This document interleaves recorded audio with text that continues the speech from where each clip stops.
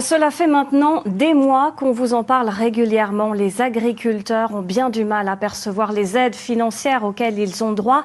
Ces aides qui leur permettent notamment de pouvoir investir. Bonsoir Thomas Lemay. Vous êtes le président des jeunes agriculteurs en Bourgogne. Est-ce que vous pouvez déjà nous dire combien d'agriculteurs sont en attente de ces aides et est-ce qu'elles sont vitales pour eux? Donc depuis le 1er janvier 2023, le Conseil régional a repris la gestion des aides à l'investissement pour les agriculteurs et donc aujourd'hui il y a plus de 2000 agriculteurs qui depuis 2023 ont investi, ont déposé des projets et aujourd'hui à l'heure qu'il est on clôture la 3e année et il n'y a pas un euro d'arrivée dans les fermes des agriculteurs et donc aujourd'hui le délai de temps est passé pour nous, on ne peut plus accepter ça. Mais ça veut dire que ces agriculteurs, ils doivent arrêter leur activité parfois? Qu'est-ce que ça représente pour eux? On a des agriculteurs à bout qui se sont privés de salaire pendant 18 mois maintenant parce qu'ils n'ont pas d'argent qui arrive. Donc aujourd'hui, ils sont bloqués. Les banques n'ont plus confiance aux agriculteurs parce qu'à force de promettre une aide qui n'arrive jamais, les agriculteurs n'ont plus la confiance de leurs partenaires banquiers et certains sont dans des difficultés un petit peu insoutenables. Et donc c'est pour ça qu'aujourd'hui, on veut que les paiements arrivent dès début janvier.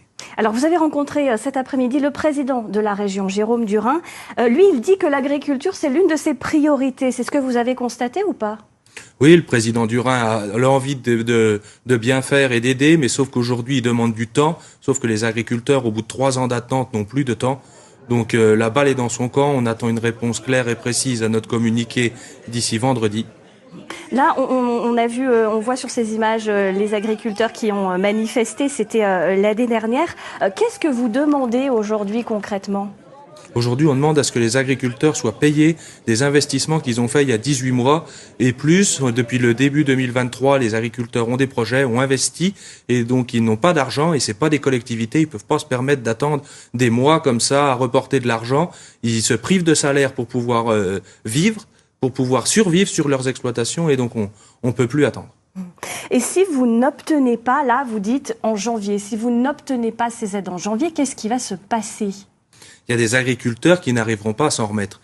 Et depuis des mois, j'alerte que le souci, c'est qu'on arrivera à des drames parce que il y a des agriculteurs que c'est sine qua non, l'aide à l'investissement qu'ils ont fait est indispensable à la survie de leur exploitation, en particulier pour des jeunes qui viennent de s'installer, qui débutent dans l'activité. C'est une aide que s'ils n'ont pas, ils devront arrêter l'activité. Et certains ont tellement l'agriculture à cœur et la passion de leur élevage et tout ça qu'on arrivera à des drames. Vous avez prévu de vous remobiliser à nouveau, de manifester ? Si la réponse n'est pas satisfaisante, vendredi, le 5 décembre, nous nous mobiliserons à la prochaine session plénière, le 11 décembre. Et vous allez vous mobiliser jusqu'à ce que vous obteniez ces aides, le paiement de ces aides en janvier. Voilà, aujourd'hui, c'est clairement un scandale où tout le monde reste silencieux devant ces aides qui n'arrivent pas devant les agriculteurs.